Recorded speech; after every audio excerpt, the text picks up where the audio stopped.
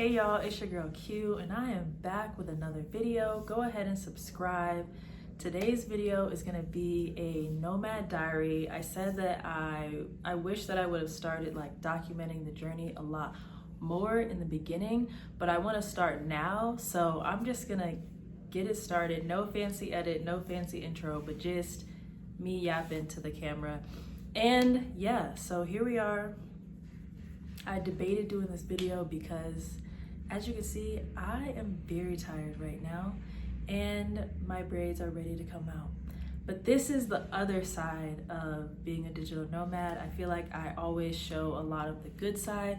So I definitely want to make some YouTube videos just sharing the real. And right now I am approaching 6 months of full-time travel.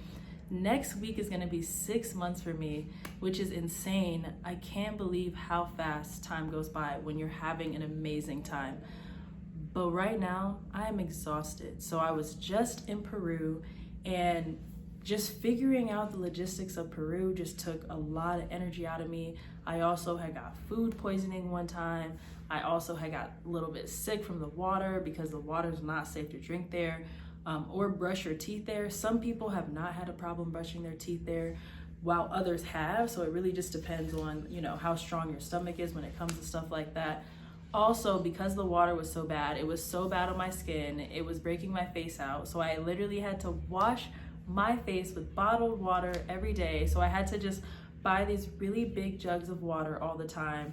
It was just logistically very interesting. It also took me so long to find a braider to do these braids. And yeah, so from there I was really tired and I was like, I was supposed to go to Jamaica with some of my influencers, and then a lot of things happened in the midst of that. And one of those things that also happened in the midst of so many things, so many moving pieces, is one of my business partners who I had left in Medellin when I went to Peru to continue my journey. She said that she had been robbed and she was also injured. So I flew back here to Medellin, Colombia. And yes, now I'm here and I was able to check on her and she is doing a lot better now. She's doing okay, which is cool, but that's also just a really downside to being a digital nomad, like possibly having those things happen. But I'm glad I was able to get back here. But with all that being said, I literally flew for 24 hours. I am exhausted.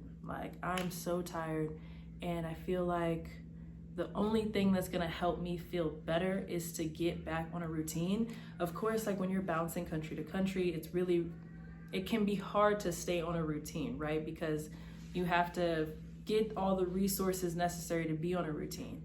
So now that I'm here in Medellin, I'm kind of back on a routine a little bit. I started cooking again. When I was in Peru, I did not cook at all. I literally ordered food or ate out every single day.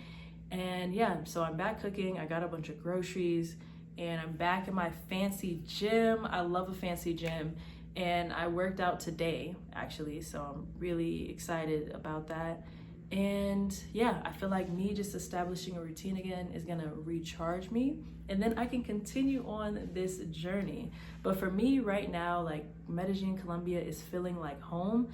And I think that's so interesting, right? Because a lot of people would say isn't Medellin, Colombia dangerous? Isn't that a dangerous place? And honestly, it is. I'm not gonna lie to anyone out there. It's pretty dangerous. So it's so interesting to me how this place feels like home to me.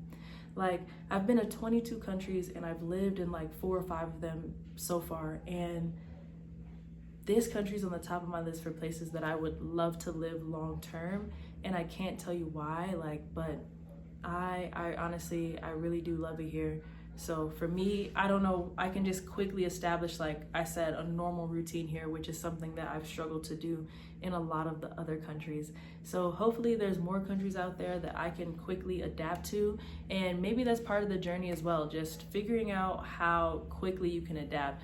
But I'm writing a survival guide, everyone, and all of this is gonna go in the survival guide. But I felt like it was important for me to hop on here with me like this right now and just share how I feel about, 6 months full time on the road is crazy to me. Like, so that's my advice for anyone out there. If you're also a digital nomad or thinking about being a digital nomad, make sure, if you feel yourself getting burnt out or you feel yourself getting really, really tired and you don't want to go back to the USA, make sure you go back to a country where you feel a little bit like things are a little more familiar, you know where things are, because that's going to really help you recover. And make sure you try to get on a routine fast, because that's what's going to keep you grounded.